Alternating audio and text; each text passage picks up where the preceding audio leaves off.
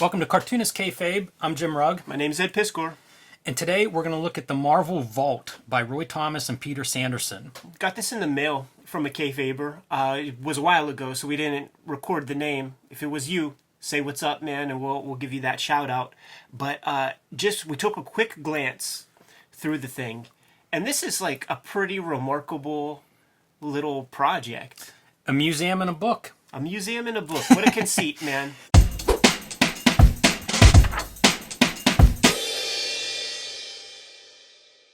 This is kind of neat. We'll get into it. First thing, this is a spot varnish. The red that you guys at home, you can see the Thing and Captain America and Spider-Man. That is not drawn. That's not a different color ink. That's a spot varnish. So that's what you're seeing is just the light reflecting differently on there. The noteworthy thing of this book is just like the insane kind of production values. Yes. With a lot of the little tchotchkes and shit that we'll be checking out, man. All right, man. Let's dig in. Yeah, I never got that good of a look, man. So this is kind of like my first time. So first thing to note at home is the weird. It's like a binder. You know, like already it's kind of a strange object, and I think it's to make some of the stuff work. Like when we have, because there's pouches in here that you got to dig out artwork and stuff, and I think you can see people's signatures too on there. Not showing up as well. It's very shiny. Yeah. But this is cool already. Like you get to see they're acknowledging some of the big artists from the Silver Age that really contributed here. Yeah, kind of giving you an ersatz bullpen kind of vibe. And stop me, Ed, as we go through. You know, I'll kind of flip through, and if anything catches my eye, I'll stop. If you see something, do the same. And first thing, 2007 is the copyright of this, so relatively recent project. Marvel did a few interesting books in that time frame. I think they did the one, I'm going to forget the name of it, but it was like where they blew up each panel from Fantastic Four #1 to basically the size of a page. Right. They put it on glossy, and it made me real mad. Like, they should have photographed issue 1, you know, Chip Kid photography style. I think it would have been a book I enjoyed more. But a very unusual book and a very kind of a strange project. So every now and then Marvel comes out with some of this stuff that's a little bit interesting. And right there, man, you got Uncle Marty, who was a publisher of the pulp magazines, man. And the early comics distribution, the information is spotty. I always pose the question to people who I think might know. What did the pulp distributors just do the early comic stuff? And nobody can give you that definitive answer, you know? There's a little bit of information in Men of Tomorrow, which is a kind of a nonfiction history of that early half of the 20th century and the rise of comics, because they do transition. But there's also like crime connections to it and stuff. Like it's a little bit sordid. Introduction just gives some background, 1939, kind of talking about the very earliest days of how this forms. I'm going to assume that's Bill Everett. Gotta be, right? Yeah. Or maybe that's Carl Burgos. Yeah, Bill Everett. Yeah. Yeah, thankfully the annotations are here. See, he would fuck with the duotone, man. In Marvel Comics #1, it stood out. Yeah, I'm just kind of marveling at this image because it's a weird one. You have these super saturated colors, so it's kind of been adjusted or touched up, but you also have, you can see the Ben-Day dots from the flesh tone and stuff, and they're even overprinted. Yeah. So I don't even know what we're looking at there exactly. Possibly a reprint or just a very touched up, cleaned up photograph or scan. So Golden Age, 1940s. Again, some of the pulp background. Martin Goodman background. It makes me wonder, and it makes me think that his tenure as pulp publisher is very, very short, because when they show examples of his pulp works, you see these covers. You know what I mean? You always see the same covers. Like, I've seen this cover a million times when they talk about Marvel Comics pulp stuff. So I bet they were in the game for just a very nominal period of time. That's a good observation. And Kazar. Or Kesar. Kesar. There it is, man. Marvel 1. Carl Burgos' contribution early on. Yeah, creator of Captain Marvel. A version of Captain Marvel. And this is the first crossover in comics, man. It's funny, like when you're inventing the medium, you have to have these firsts, you know what I mean? Like, somebody has to think of that, you know? Like, I think about the old Justice Society of America comics, right? And it's like you have a team of Hawkman and Wonder Woman and the Atom and everything. And at the beginning and end of the story, that's the only time you ever see them all together, and then they go off and do their own battles. It like somebody had to think to like have the team go after like one villain and be involved in a single story. It required evolution of like many years. Yeah, it's a weird thing to think of as like a step. Yeah. But it is very smart. Like whoever comes up with it, of course, what do comics look like today without that? It would be probably Justice League of America, and that's 50s or something. Or Justice Society, was that before? Like Justice Society existed, but it's what I said. Like they get together and then they go off and have individual battles, and then they reconvene and they're like, "Oh, so who did you kill? Oh, you killed the big crab. I killed the big starfish." Now this is the cool shit right here, man. This is part of what makes this whole book the museum part, and it's. Oh man, I'm gonna destroy these things. So it's like pitch sketches, and a very good job reproducing these. You know, very believable as like looking like pencil drawing on old yellowed paper. It makes you, there's a synesthesia. It makes you be choosy about, or like precious with touching it. Some cover comps. It's really awesome. Yeah, amazing that this kind of shit even like existed. Like stood the test of time. Yeah, I wonder where this comes from. It has to be, I guess, files that they have. I'm sure this isn't coming out of a collector, or even Bill Everett's. Yeah, his estate maybe. I doubt that. I would guess this is something that was in files somewhere in Marvel's possession. Yeah. But pretty cool that it exists. It's really neat to see it, and they do a great job. Like, I can't stress that enough because you see so much bad reproduction. Right. So whenever it's done well, it stands out. Look at this, man. The Human Torch got stung by bees and he was allergic. I wonder, there's like typewriter text on here, and it's very believably aged. So I wonder if that's on the originals as well. It must be, right? I think it is. I think it is. And, it'd be so simple to do. Just pop your little doodle in there into the typewriter.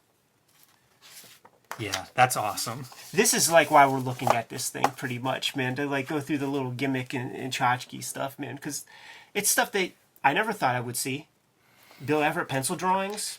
Shit. And again, annotations of what we're looking at. The original drawings by artists in the Funnies Ink stable, and that they're typed on there, like what they're being used for. So good annotations. That's a couple of times now that I've seen that, a caption or whatever that explains what you're looking at and gives some useful information on that.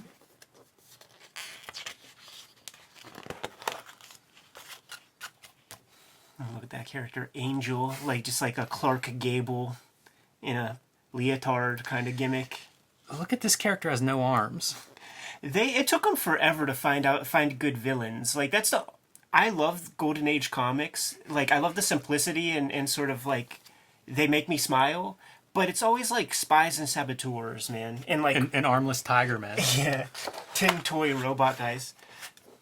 That Red Raven character was always super uninspired to me. I think that's another Carl Burgos. Had 2 issues.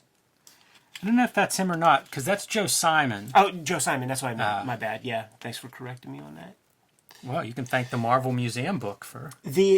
I always, when they really started to figure out those lines for the Human Torch, they get it so perfect eventually. It's a great effect. This is getting close, It's a great effect, and they do nail it from pretty early on. Yeah.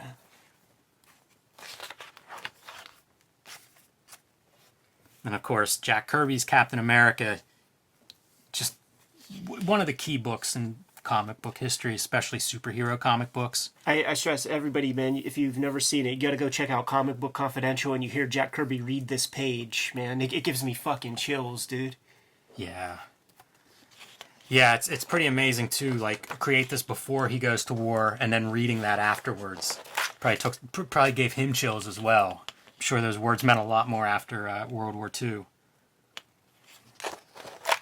These are the comics that just have not been reprinted that much, but there's a young Stan Lee. Yes. And there's going to be an evolution, even into the 50s, as the hairline gets pushed back further, he starts to look really old.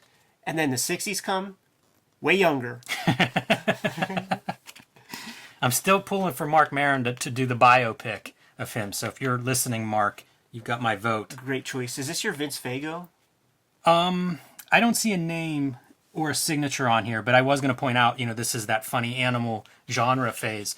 Talk about things that haven't been reprinted too much and haven't really, I don't know, I guess we make fun of critters all the time at Fantagraphics, but the funny animal stuff was like a top genre that really kind of went away. After the war, people just did not want to fuck with comics about fighting and Nazis and shit. Like, who needs the reminder, man? So, comics are for kids. We'll give you a little superhero rabbit character. And then comics for teenagers. Yes, man. And Dan DeCarlo shows up in these. That's an incredible long career when you Yeah. think of going back to probably 40s, 50s. I always wanted to look in these comics, these Blonde Phantoms, because the covers are always great. We're going to be getting into, like, the Joe Manili cover. Guy being stretched. Yeah. That's a horror for some people. Probably anybody that's been stretched.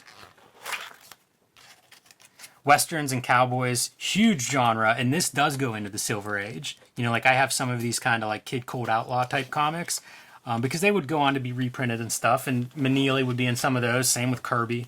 One of the popular genres that went into probably into the 60s, I suppose, with Marvel. Kurtzman? What is this? Yeah, it looks Kurtzmanish. That's pretty impressive. A comic magazine devoted to the 40s. juvenile market. Wow. Yeah, Kurtzman would be doing Hey Looks and some of those, Nellie the Nurse and Millie the Model and all that bullshit. Ah, there he is, Marvel Boy. When it was still called Timely or Atlas. So it's like Martin Goodman, smart guy. Like, he held on to that Marvel name even though that wasn't the name of the company. All right, getting into the 50s now. There's Manili. And Joe Manili, we should say for people at home, an artist that Stan Lee's always talked glowingly about that died very young. And there's a guy we're missing, and they didn't showcase him, unfortunately. Like, maybe we'll get into it, but I think he was more predominantly 40s. But his name was Alex Schomburg. Oh, you know what it was. A lot of propaganda on the covers, because it would be like Submariner, like holding a flamethrower to, like, Asian soldiers or some shit. But the art of it is Jeff Darrow quality detail. Wow, that's interesting. Russ Heath's name shows up here in the 50s doing Marvel Boy, along with Bill Everett. It's a comic called Man Comics. Is this Ditko? No, that's gotta be Manili. Yeah, that's the one problem. They don't completely, like, it's a Marvel jerk off, not an artist jerk off. Yeah, there's a Joe Manili. That Bill is, Everett here. That is such an incredible cover. Bill Everett is amazing. He just grows and grows. And for decade, his romance comics are exceptional. Really a standout. Some of the greatest Thor comics are the ones he inked over top of Kirby. Russ Heath, The Brain. I always like these are weird. I think these might have been reprinted in the 90s. 70s as well, man. When the cuffs came off and they could do their own distribution. More Russ Heath with The Brain. Boy, he looked great there too early on. Yeah, a lot of horror stuff. So this would have been the time of probably EC Comics dominating the market and everybody imitating them. And of course, war comics. It's so amazing. Like, the ones that they choose to show, like, this is iconic to me just because it's in that Marvel 25th anniversary book. Human Torch in Korea. Some of that stuff's just strange. Joe Manili. He's all over these, like, 50s comics. He was the Crown Prince, man, and I think he got hit by a subway car, dude. Yeah. That's a pretty badass cover. Yeah, it is. It's wonky, but it looks cool. Young Men. See, they're starting to figure out that Human Torch. Here we go, John Romita showing up. Yeah, and look at how weird his stuff is. When he was doing these Captain Americas, you could tell that a big point of reference for him, I can't really see it here that much, but Milt Caniff was all over the aesthetic of the John Romita Captain Americas. And another interesting piece was, for a period of time, these Captain Americas would be Leroy lettered, like the EC Comics. Keep our eyes peeled for that. That's a really good torch, I think. Yeah. I like that head and neck, like all the torch textures. Oh yeah, and that's right, man. Because that's the Captain America's either coming back or going away, because it became a horror book for a period of time where Captain America was literally the Crypt Keeper, of the comic. He would just introduce the terrible tales. Wow. Oh boy, we recognize this face. Frederick Wortham and the Comics Code Authority. Now that's got to be... It's going to clean up Marvel and EC and everybody else. See, now this is getting to be more like mature Manili, man.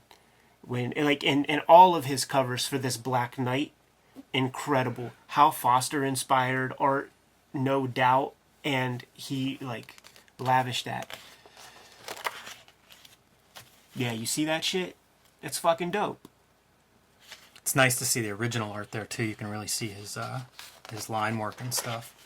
All right, getting into another piece of pullout here. These are Bill Everett's postcards to his daughter, 1956, and Farewell Party Poster, 1957. So pull these out and have a look. Great, like, cartooning. Look at that. Yeah. Is John Romita, do you think? Maybe. John Severin. John Severin drew and colored. So this is whenever they think Marvel's basically closing. Things are so bad in 1957. This is their farewell party poster. So this is maybe like from the bullpen. Yeah, it must be. Because you would always hear the legend of like the little doodles and artwork pieces. And... This is those guys coming in to get work and being like, there's no work. Yeah. So this is free time or something. Yeah. Too much free time on an artist's hands.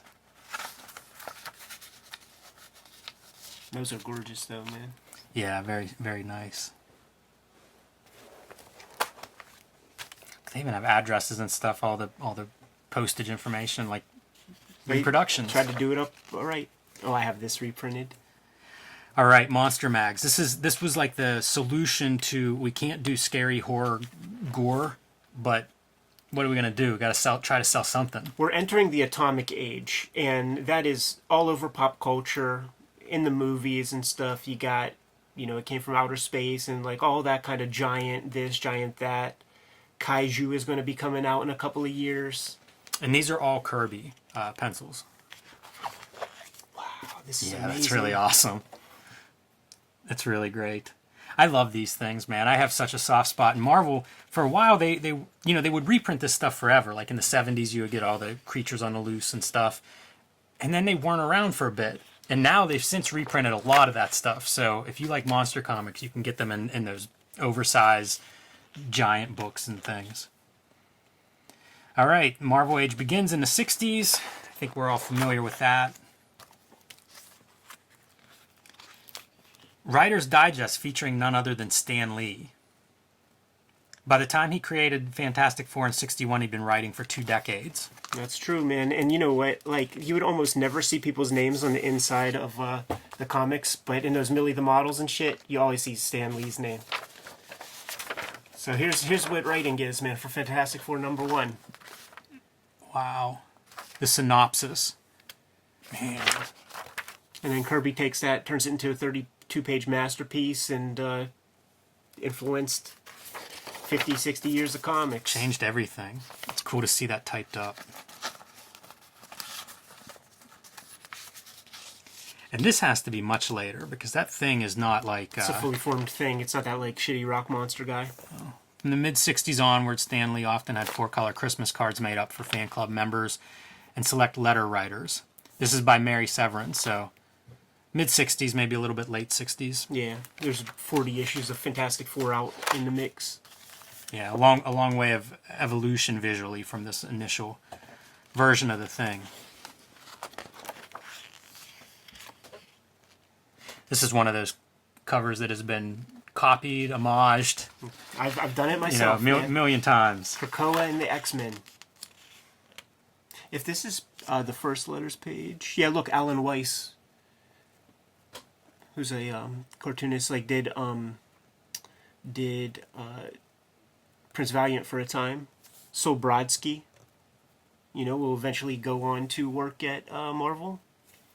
In those old issues, man, you can find George R.R. Martin. And then his offspring will eventually form Solson.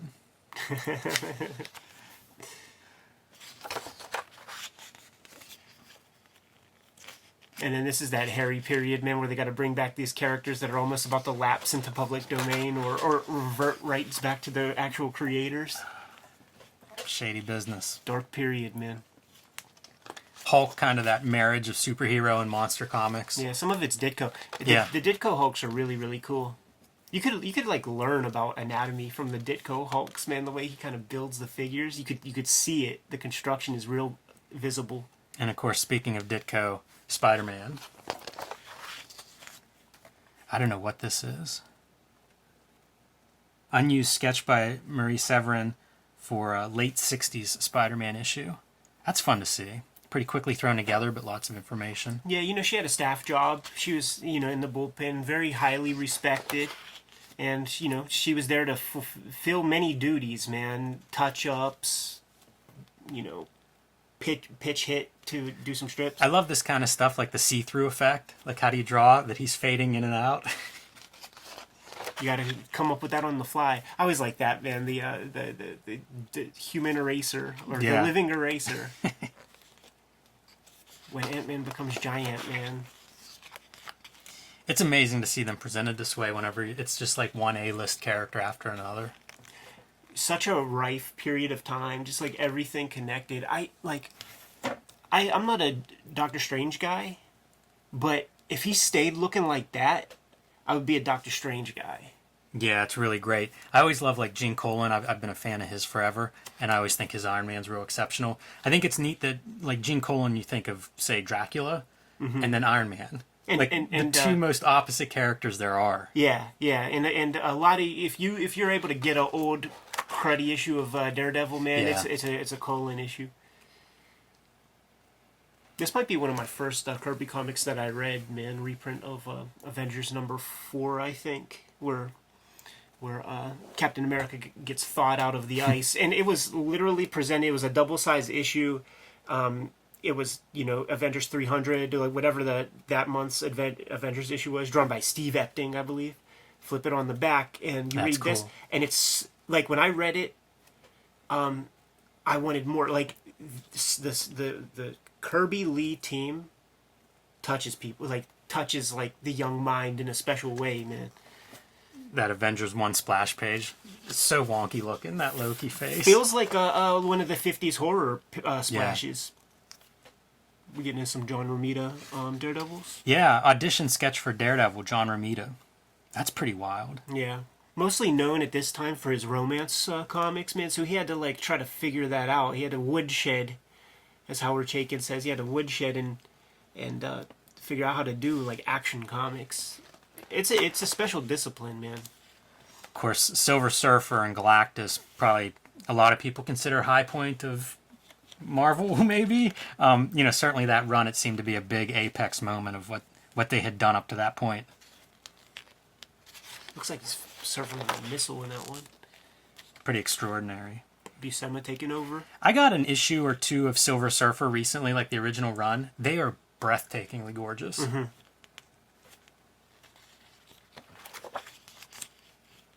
That's pretty fun. The Marvel bullpen. Photos of everybody. Yeah, that's great. The Merry Marvel Marching Society. So this is getting into the fan stuff. Presumably pretty smart on Marvel's part. They had that popularity, and then they really kind of tried to build on it with the Merry Marvel Marching Society, and you see some of the paraphernalia that would come with membership into that. Yeah, and we know the deal. They're getting these kids' addresses, and maybe 3-4 times a year they're going to send you a little brochure so that you could maybe subscribe to a series. They should reprint all these shirts as is. I agree. Those are great. And do those old blacklight posters while you're at it. I think they are planning to bring those back. Nice. All right, 1970s. I often talk, when people ask me about a grand design for me, I often say these 1970s comics are the ones I'd like to do, because this is where stuff gets weird. Another nice comp here. This is a John Romita color guide for the cover. That's cool. Pretty cool. Yeah, I like seeing that. Going that extra mile, man, that probably seals your mantle into becoming the art director, which he is a position he held for a really, really long time. Man, I love these. This is another Marie Severin cover sketch. Really awesome. And then Herb Trimpe. There's a short film for people that love this kind of stuff of Herb Trimpe that shows some bullpen footage and stuff from this era. Yeah, somebody from Kayfabe, put a link in the comments, and we'll put it. We'll highlight that. There it is. That's Stan Lee. Can't recognize him compared to the earlier Stan Lee that we saw from 30 years before. I wouldn't have known that was Stan Lee. Oh, really? Yeah. Yeah, that's the most different looking Stan Lee. I think of the mustache, glasses. I don't know if Marin can play that guy now. Oh, here it is, man. See, like Stan Lee, he's a buttoned up, square dude. So this is like the drug issues, but it's just like nondescript fucking diet pills or some shit. You know what I mean? Like they never tell you what it is, and they can't all of them. They can't nail what the high is. Like it's that era where people just they don't know that there's like thumbs up, thumbs down, like uppers, downers type shit. So I think he tries to fly off a roof or something. Challenging the comics code there. Yeah. And here's some of those 70s characters I love so much, like the Ghost Riders and the Morbius, the really weird, the Werewolf by Night, the weirder heroes. This is an awesome series, The Tomb of Dracula. Absolutely. Same creative team for like 80 issues, whatever the length of that book is. Man, and Gene Colan maybe never looked better. Yeah, I mean, that was his most inspired, at least to my eyes. The Marvel Foom, the Friends of Old Marvel, the fan magazine, some great covers on that. See that boy with the glasses and the hair, man? That's House Roy. Roy Thomas. Yes, sir. And then of course Luke Cage, pretty iconic. Marvel doing magazines. See, what happens in the 70s is they get free distribution reign after their deal that limited the number of titles they could publish. Suddenly they could publish as much as they could do, and they were popular. So you get all kinds of this stuff. And then, of course, Masters of Kung Fu and Paul Galassi, one of my favorites. Death of Gwen Stacy, very important to a certain generation of comic fans. The amazing thing when you put this stuff into context is that there were no smart marks. So you're not... Who knows if there are even like little blurbs in distributor catalogs to people at the newsstand?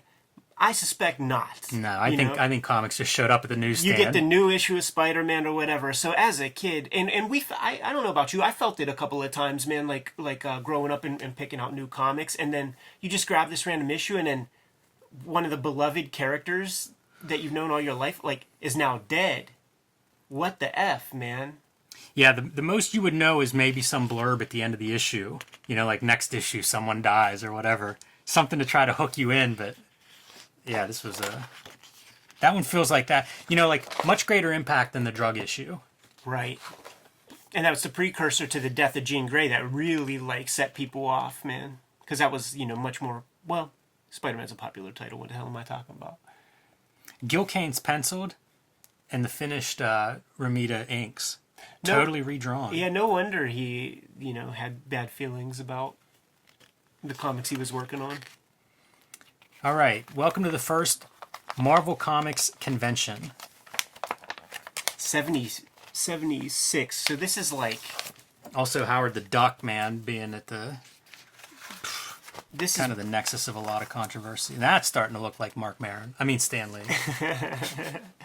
This is half a dozen years after the first comic cons. So the Phil Seuling cons in New York City were big deals, man. So I guess Marvel wanted to get in on that. Maybe Seuling had something to do with it. I doubt it, because he is pretty entrepreneurial. But maybe he did put this on in exchange for, those monopolistic rights that he had for a long time. Could be. This is about scripting, the Marvel manner of scripting. So a couple of pages and kind of walking through what that's like, what their process is like. And also talk about a flimsy little book. 4 pages. Hey, man, that's just what you're getting for free. That's true.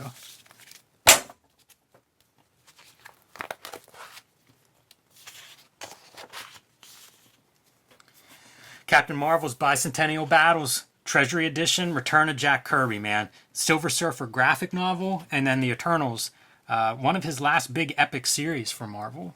Not the last time you're going to see Bicentennial Battles on the Kayfabe channel, to be sure, man, because it's the only place I can think of where you're going to see Barry Windsor Smith inking Jack Kirby. Man, we got to put that under the microscope.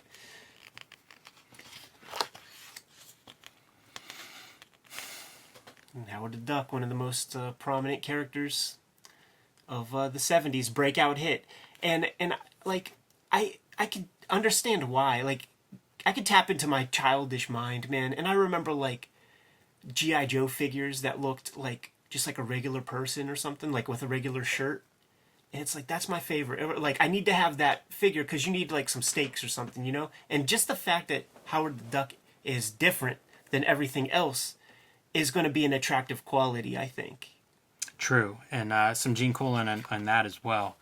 This is neat. So the Hulk gets his TV show, but then they do these paperbacks, video novels. So it's fumetti, color fumetti too. So that's a funny looking comic. Uh-oh. It's nice to get a couple of these different shots of the bullpen. So you get to see like that next generation of Marvel here compared to the previous bullpen lineup.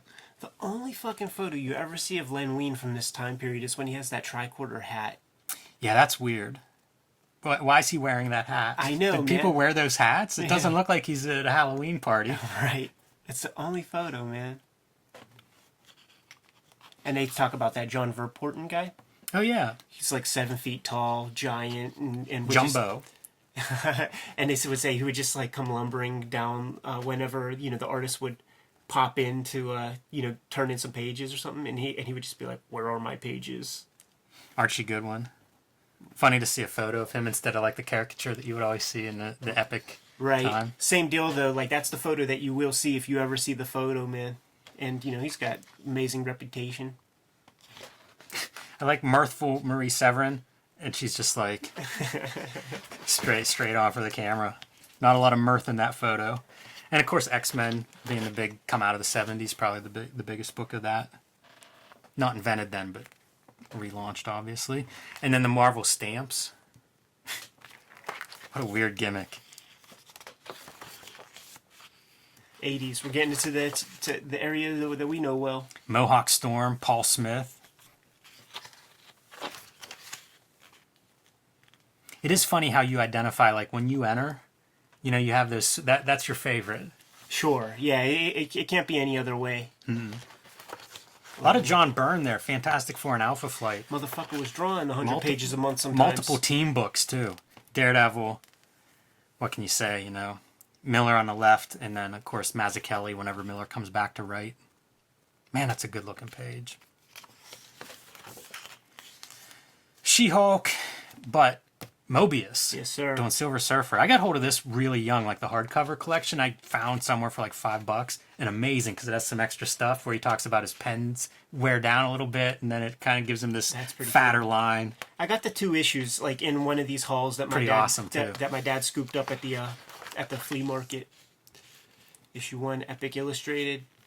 This was one I would always hear about, the Death of Captain Marvel, the Jim Starlin graphic novel. Yeah, that's right over there. I like Jim Starlin comics.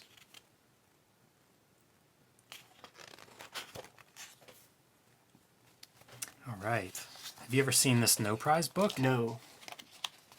But you can, there is like a proper distributed version of that. In fact, actually, I might actually have it. So people, if you don't remember No Prizes, when something was wrong in a comic, they would award a No Prize. Yeah. And I guess this is a collection of a bunch of the No Prizes that people found, you know, errors in various comics. When you see that typed script and like that kind of rigid artwork, it feels chick tract-ish, like on those previous pages. Yeah. Yeah, I agree. This is kind of interesting. It's not quite as good for like that retro look. I think the blacks could be punched up a little bit or something. But I do love that they do this. Like, again, think of all the choices that go into reprinting. And that's pretty good. I wonder if this is a full issue. For $1, like, this feels like a skimpy... I don't think this is a reproduction of the full book, I would assume. I don't either. Like, I seem to remember it being a more substantial thing. Yeah, I bet.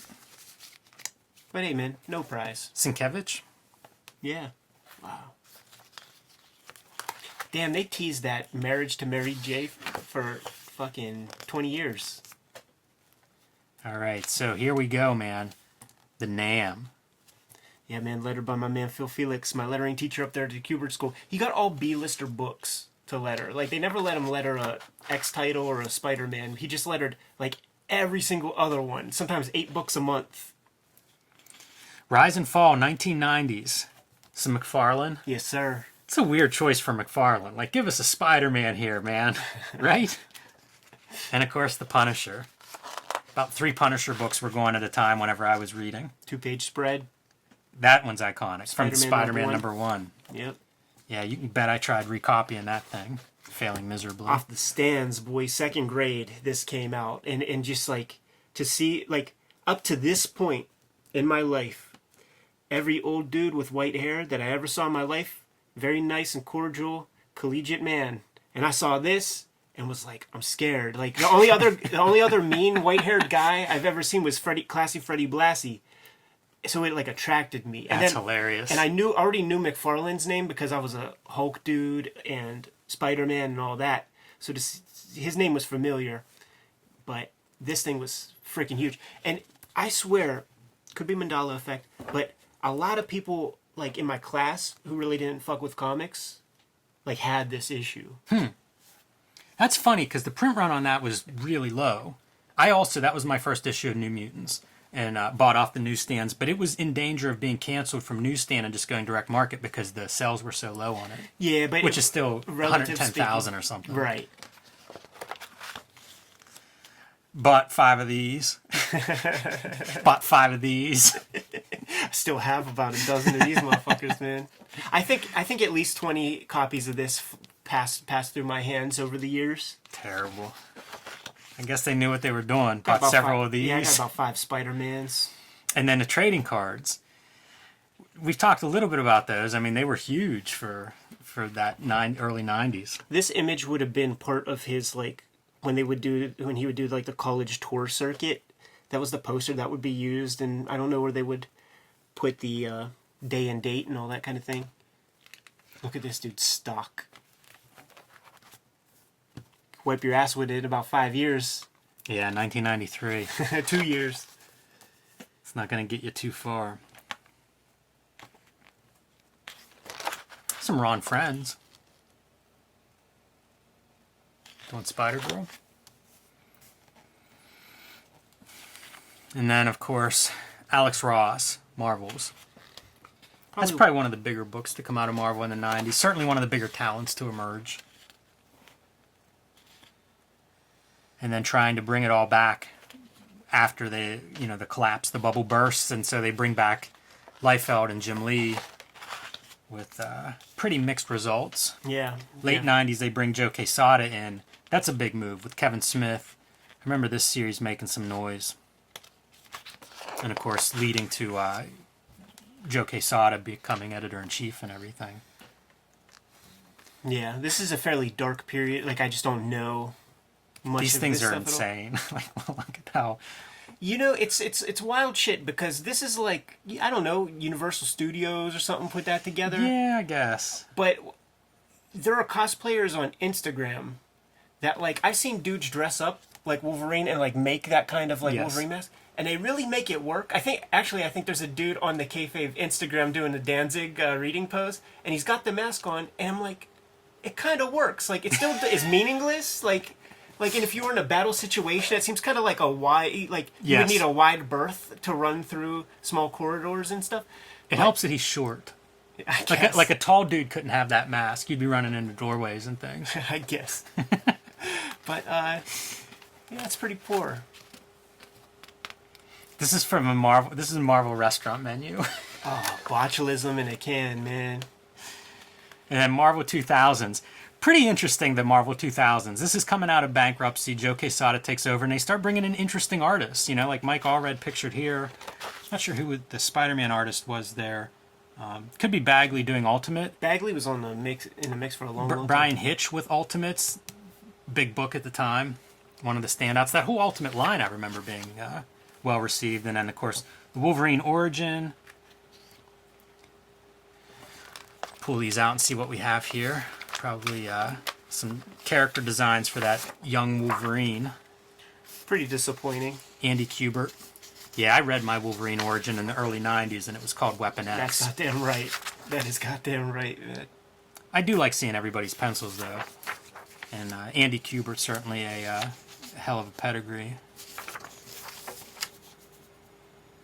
Okay, you know what? I read this and it's all coming back to me. It was a swerve. Like, the character that you thought was going to be Wolverine was not. It was like the sickly little brother or something.